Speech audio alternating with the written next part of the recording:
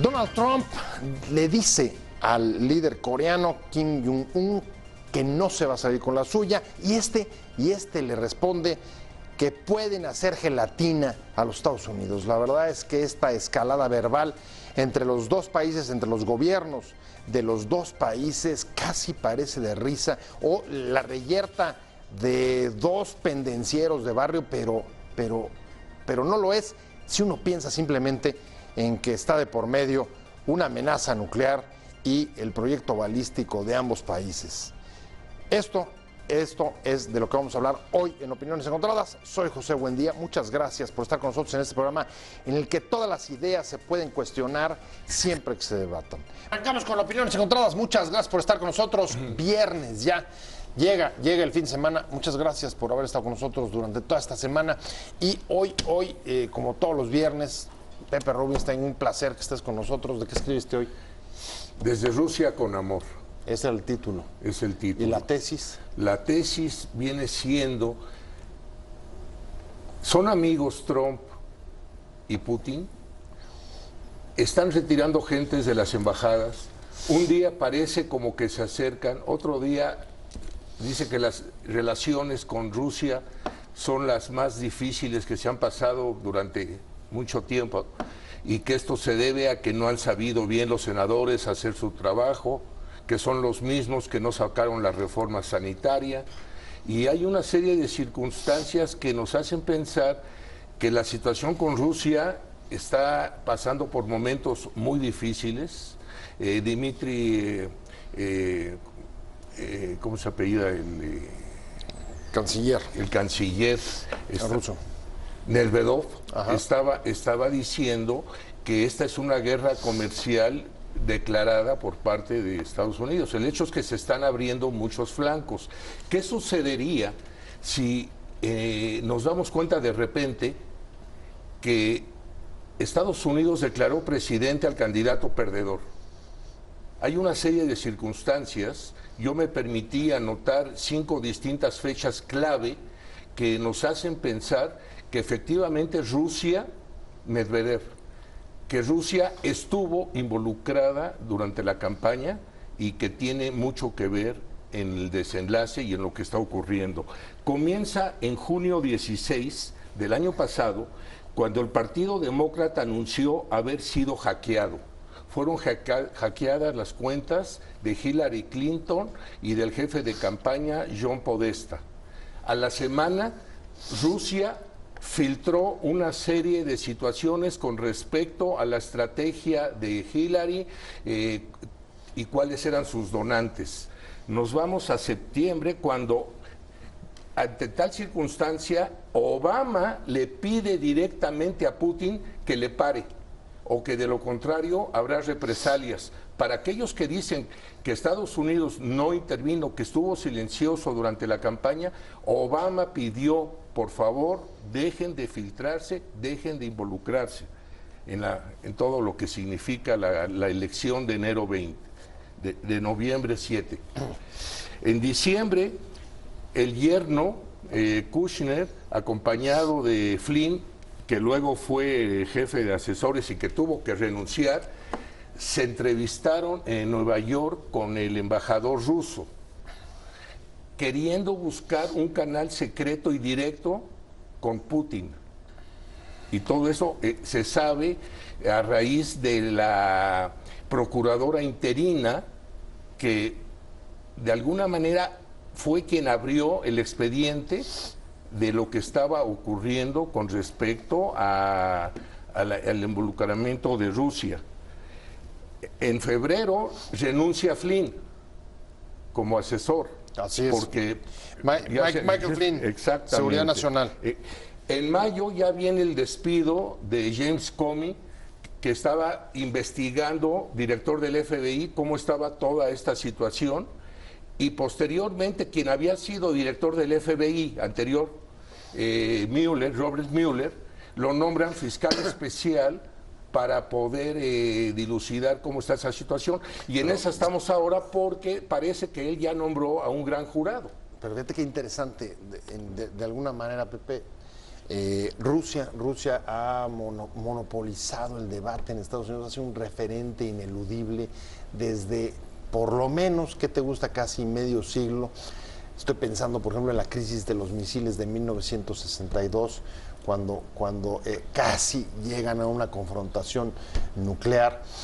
Luego, pues, evidentemente, el referente por toda la Guerra Fría, la expansión del comunismo, y en este punto me detengo para presentar a Arturo Magaña Duplancher. Arturo, ¿cómo estás? Un placer tenerte. Gilberto Bosques del Senado.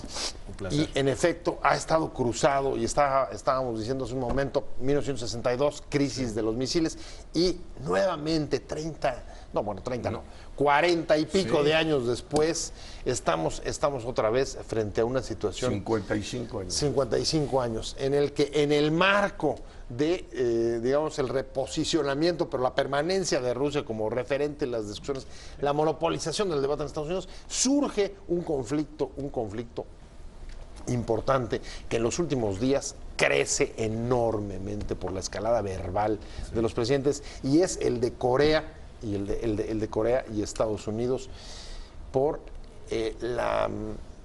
digamos, de entrada, la necesidad o el planteamiento de Corea de ser reconocida como potencia nuclear. ¿Cómo la ves? Bueno, hay elementos nuevos que no necesariamente nos hacen recordar el 62.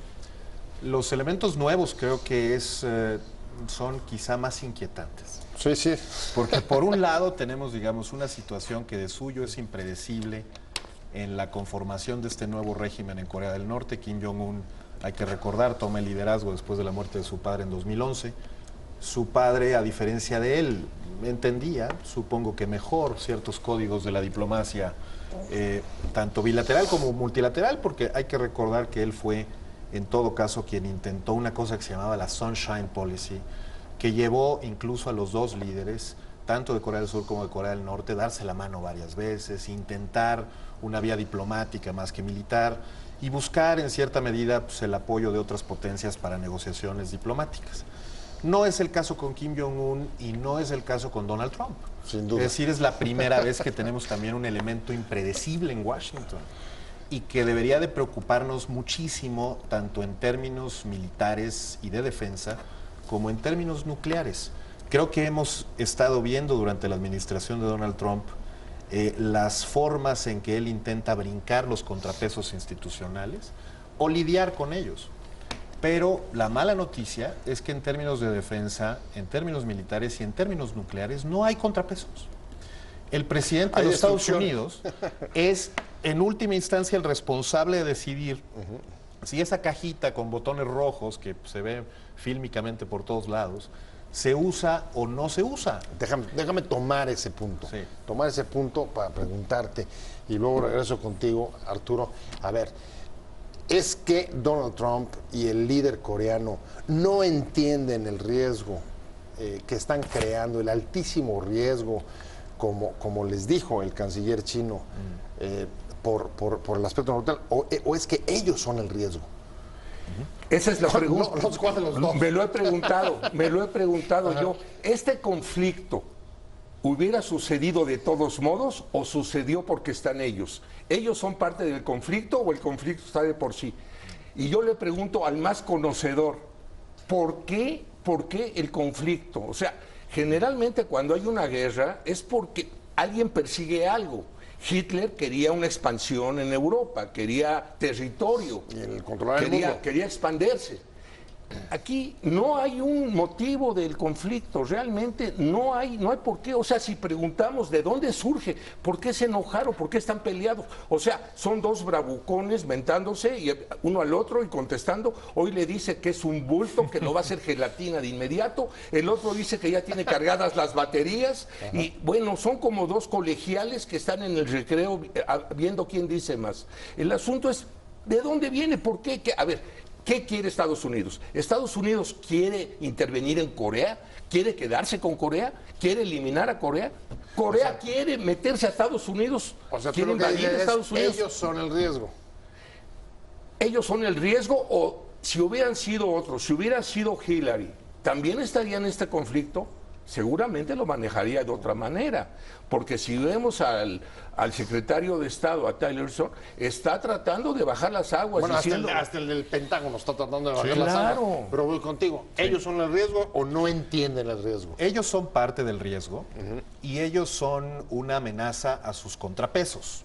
Más Trump que Kim Jong-un, porque Trump es el presidente de una república democrática pluralista con contrapesos. Kim Jong-un es un dictador en un régimen totalitario, entonces pues, no le tiene que preguntar a nadie nunca nada. Pero Trump, en buena medida, digamos, estas declaraciones de esta semana, pues desvelan muchas cosas. En primer lugar, que efectivamente no son las declaraciones habituales que se van creando y confeccionando con mucho cuidado con, digamos, el diálogo permanente con sus asesores de seguridad nacional, en este caso McMaster, el que sustituyó al tristemente caído Flynn, o bien su secretario de la Defensa, su canciller, su jefe del Estado Mayor, etcétera. No, es perfectamente viable que pues, Trump esto lo haya hecho como una perfecta ocurrencia, tratando quizá de generar una simpatía automática con un público de por sí dispuesto a premiar una actitud intransigente frente a los intransigentes, de carácter bélico, etcétera. Y el problema es que no se da cuenta de que este asunto es mucho más grande que él y que sus asesores y que su circunstancia en la historia de los Estados Unidos, dado que, regreso al punto anterior, el elemento impredecible de Corea del Norte tiene mucho que ver, según sus grandes expertos, con que no sabemos gran cosa de Corea del Norte. Bueno, sabemos muy poco. No, pero ahí podríamos adelantar una idea, la pongo sobre la mesa, voy contigo, Pepe, y es, a ver, Pepe preguntaba por el motivo, y lo ligo con lo que tú dices del desconocimiento sobre la situación de Corea. Para muchos no es ninguna revelación la crisis económica y las dificultades por las que está pasando Corea, y en ese sentido tener una amenaza exterior como Estados Unidos puede servir a un dictador como el líder coreano para, digamos, sostener con razones internas el conflicto externo. Esa es una. La otra está pidiendo el reconocimiento de que lo dejen ser potencia nuclear. Esos son dos motivos que pudieran estar ahí. No sé si compartas cuál sí, cuál no, comparto. O ninguno. Pero mira, hay quien piensa que probablemente, dada la maquiavélica función del cerebro de Trump, con la acechanza de la investigación sobre el Russiagate, probablemente está buscando distraer la atención de todo lo que está ocurriendo sobre la investigación de la cual es objeto para meterse en el asunto de Corea, porque este asunto no tiene ni motivo de ser. De repente creció como un hongo, o sea, de repente te das cuenta que estás a punto de entrar en un conflicto bélico con Corea. Lo cual los igualaría, los dos tendrían razones internas para buscar. Ahora, yo les pregunto a ustedes y al auditorio, raro que alguien me conteste que conoce Corea, que ha ido a Corea, que sabe cómo es Corea, que qué sabe de Corea. Lo único que vemos de Corea es una plaza amplia donde desfilan los militares y en el balcón está el señor... Te va a hablar ahorita el del PT, estuvo hace poco. Estuvo hace poco, ¿no? Él es el único que me podría decir Anaya. Sí, celebrando al camarada. Bueno, y con todo eso no creo que sepa él tampoco gran cosa. ¿Qué sabemos de Corea? Es un estado totalitario, es un estado policíaco y es un estado sobre el cual quizá... ¿Le debemos tener miedo a Corea? Pues sobre todo es un miedo a lo desconocido. Las agencias de inteligencia se pelean por cualquier mendrugo de información sobre lo que pasa ahí. No hay. Aparentemente, y no me causaría ninguna sorpresa, pues son las agencias de seguridad chinas las que tendrían mayor acceso a ese tipo de información. Pero en definitiva, ¿qué sabemos? ¿Sabemos que es real la amenaza frente a Guam? Yo no lo sé. Es decir, bueno, hay expertos que se pelean a partir de indicios, pero de que ya tienen esa capacidad o no lo tienen. Ha habido un par de pruebas balísticas nucleares exitosas. Esa es evidencia. Ahí está. Esa es evidencia. O sea, de que pueden, son capaces, parece que no hay duda. Bueno, son capaces de llegar a Guam y son capaces de llegar a Chicago y son capaces de hacer la miniaturización de la bomba. No lo sabemos. Es decir, estamos realmente un poco a ciegas. Pero lo que sí sabemos es que en Estados Unidos siempre ha habido, a propósito de Corea del Norte y de casi cualquier asunto semejante de defensa, una discusión interburocrática. Los diplomáticos, evidentemente, en este caso Rex Tillerson y el resto, pues buscando una solución distinta, y los militares, pues obviamente apuntalando una especie como de solución más agresiva. Pero Trump, pues tendría que ser el contrapeso. Trump tendría que ser el contrapeso frente a los militares. Porque son los militares los que piden y han pedido históricamente una acción decidida a nivel bélico. Esta vez el propio Pentágono es el que está diciendo hay que agotar la vía diplomática. Exacto. Exacto. O sea, justamente invertido. Sin embargo, ¿cómo puedes tú responderle a alguien, a un bravucón del tipo de coreano? ¿Cómo? Pues con alguien que también se da golpes en el pecho como gorila y que está en la selva también amenazando. O sea, si de alguna manera le demuestras temor, pero desde luego que se saltaron todo el trayecto diplomático. De repente ya estamos, vamos, ¿quién hubiera creído que se iba a disparar una posibilidad que es una posibilidad con sesgos de realidad de que podemos caer en esto? Esa es quizá la pregunta de fondo. La escalada verbal que estamos viviendo entre el gobierno de Estados Unidos y el líder coreano desembocará en una guerra además en el marco de la capacidad militar, balística y sobre todo nuclear de ambos países. Y Arturo Magaña, hoy hay un buen reportaje en El País que recuerda cómo en 1962 finalmente los dos responsables de los gobiernos de Estados Unidos y de Rusia lograron tener un canal de comunicación un poco raro que se materializa en el embajador de Estados Unidos y un periodista de ABC en el que se hace un planteamiento que desactiva la crisis de los misiles de 1962. Uno promete retirar la instalación de los misiles de Cuba y otro que no invadirían Cuba como habían intentado con Bahía de Cochinos un año antes. Correcto. Aquí una de las cosas que llama la atención es no saber ni siquiera, y por eso empecé contigo, porque tú eres el que has hablado de la ignorancia absoluta que supone ese país.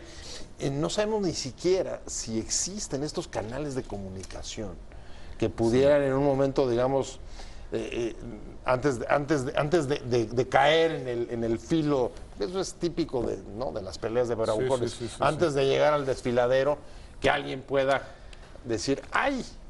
Podríamos desactivarlo así. Todo parece indicar que hay un canal secreto de comunicación, le denominan el canal de Nueva York, que es el que logró que el enviado especial para Corea del Norte de Estados Unidos y un alto funcionario de Naciones Unidas, de Corea del Norte en Naciones Unidas, consiguieran la liberación de este muchacho que llegó a morirse a su casa en Estados Unidos después de 2 años de seguramente tremendas torturas físicas. Ese canal de comunicación existe y aparentemente ha existido siempre. Ahora bien, si nuestra referencia es la crisis de los misiles, pues no tenemos a Kennedy y no tenemos a Kissinger y tampoco tenemos a Khrushchev. Es decir, los personajes son altamente volátiles, por decirlo menos, y quizá muy dispuestos a escalar un conflicto cuando que históricamente esas posiciones han buscado no escalarlo. Sin embargo, este proceso diplomático está en marcha. No es que no haya habido nunca proceso diplomático, y tampoco es exactamente lo que dice Trump de que los últimos 25 años no han ofrecido ningún resultado en relación con Corea del Norte. Eso también tenemos evidencia de que es falso. Yo acabo de estar en China hace poco y se comenta mucho lo que pasó en febrero. En febrero China dejó de comprar carbón de Corea del Norte, lo cual aparentemente le está haciendo muchísimo daño, especialmente al régimen, a pesar de que hay intereses chinos imbrincados ahí. Por tanto, por muchos años fue Rusia, efectivamente, la gran potencia que cobijaba al régimen Juche de Corea del Norte. Ya no, ya son los chinos. Y un poco China tendría que ser Kennedy, Khrushchev y todos juntos al mismo tiempo. Es probable que funja así, porque si algo no le conviene a China, es una desestabilización general en la zona que, entre otras cosas, le genera una crisis migratoria y refugiados tremenda, que no quieren vivir y que lo tienen a flor de piel esa resistencia. Pero fíjate qué interesante. Esto yo creo que todavía acelera más tus temores, Pepe Rubinstein, porque justo, y además lo escribía, creo que esta semana, Pascal Bertrand del Río, director Excelsior, haciendo esa comparación entre los presidentes de aquella época de la crisis de los misiles y el de hoy, y situando justo ahí la enorme diferencia entre los dos momentos. Y China y Rusia están viendo cómo se sube al cuadrilátero Estados Unidos. El que va a golpear y va a ser golpeado, el que se está exponiendo es Estados Unidos. El que está poniendo el rostro en Venezuela, en el Russia Gate, ahorita en Corea, el que está saliendo a pelearse, el que está yendo contra la OTAN, el que de repente está desafiando a quienes habían firmado un tratado en París sobre el problema climático. Y Rusia, en ringside, sentado Rusia y China viendo lo que está ocurriendo. Cualquier conflagración, cualquier situación que ocurra en Corea, los ganones son China y son Rusia. Aunque, y eso también hay que apuntarlo, fue notable el voto en el Consejo de Seguridad de la ONU unánime, incrementando las sanciones contra Corea en un hecho pues que parece sin precedente y hay muchos aliados con Estados Unidos, obviamente. El mundo libre está con Estados Unidos. Y ya lo están manifestando, ya lo están diciendo. Sin embargo, yo me pregunto si es naturaleza humana en vez de estar buscando progreso, en vez de estar buscando por dónde salir adelante tecnológicamente, estamos siguiendo amenazando al otro y metiéndonos en situaciones que estamos seguros que son predecibles, que podrían pararse, que no tenemos. Esta es una guerra como que inventada, toda esta situación. Y así yo te platicaba en el intermedio. A ver, todavía no es una guerra. ¿Creen que va a haber guerra? Es una guerra verbal. ¿Creen que se materialice espero que no. los signos ahí apocalípticos de enfrentamiento? Sea que Guam podría ser el Sarajevo del siglo XXI. No, yo creo que es muy difícil y creo que hay buenos elementos para pensar que están haciendo política interna los dos. Ninguno de los dos está haciendo una política real de defensa de sus intereses estratégicos. Están haciendo política interna. Está más o menos claro, en relación con el caso de Trump, por todos los elementos que tenemos en la mesa. Es menos claro en el caso de Kim Jong-un, pero probablemente también tenga alguna especie de desafío interno que resolver, de entrada porque sabemos muy bien que es un país empobrecido que ha entrado en una escalada de decrecimiento económico. Ajá. Muy pocos países les ocurre eso. Le está ocurriendo, entre otras cosas, por la reacción de la comunidad internacional, China incluida, de ya no respaldarle tanto como solía hacerlo. Y también sabemos que es la primera vez que estamos en presencia de una amenaza que pues tiene por origen un país que tiene el PIB de Honduras. Ok, tiene el doble del número de habitantes de Honduras o el triple, pero tiene el PIB de Honduras. Y es su programa militar y nuclear propio. Es decir, tampoco es el 62, los misiles soviéticos en de una gran potencia. Cuba. No, en realidad estamos hablando de un país verdaderamente arruinado. Si eso es así, es muy probable que Kim Jong-un esté utilizando una insuficiencia terrible en Estados Unidos en este momento. No hay política frente a Corea del Norte, pero tampoco hay política sobre los asuntos nucleares. Es decir, ¿qué credibilidad tiene el propio Donald Trump al pedir que cese el programa nuclear de Corea del Norte, cuando ha venido socavando los esfuerzos de concluir exitosamente el acuerdo nuclear con Irán? Cuando en campaña decía, bueno, la única solución para este asunto de que nosotros ya no le vamos a pagar la seguridad estratégica a los japoneses y a los de Corea del Sur, pues que ellos también obtengan armas nucleares. Entonces, ¿no será que estamos también aprovechando esas contradicciones tremendas en esa política? Seguro sí, Kim Jong-un no creo que sea tonto. No, bueno, eso parece que está ahí sobre la mesa, pero al mismo tiempo, incluso la utilización y comprender las razones internas, agitando un bastón nuclear no deja de generar un enorme riesgo y que además encaja en el movimiento de los mercados internacionales. Sí, claro. Porque a pesar de todo, miren cómo se movieron durante la semana los mercados internacionales. Hablando de la crisis Estados Unidos-Corea, finalmente llevará esta escalada verbal, a una guerra nuclear. Esta amenaza que esta semana, a pesar de todo, movió los mercados. Sí. Pepe. Coherentemente podemos anticipar que no tiene por qué haber un conflicto ya declarado, una guerra. No. En estas épocas no podemos pensar en eso. pero tampoco había estado Trump en el poder. Y yo no sé si, como yo te platicaba hace ratito, que Trump estaba distrayendo el caso Rusia con Corea, no vaya a ser que en Corea estén distrayendo la situación interna de, pues, de carencia, de pobreza, no sé si es de hambre, porque no sé mucho de ahí. Y el mayor peligro que los dos o uno de ellos se distraiga.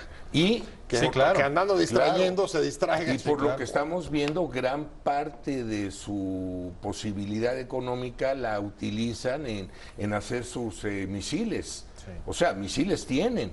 Sí. Pero pues como que se les olvidó todo lo que va antes. Claro, ahora bien, destinan algo así como el 20% de su PIB a asuntos militares. Es muchísimo. Claro. Y sin embargo es el PIB de Honduras.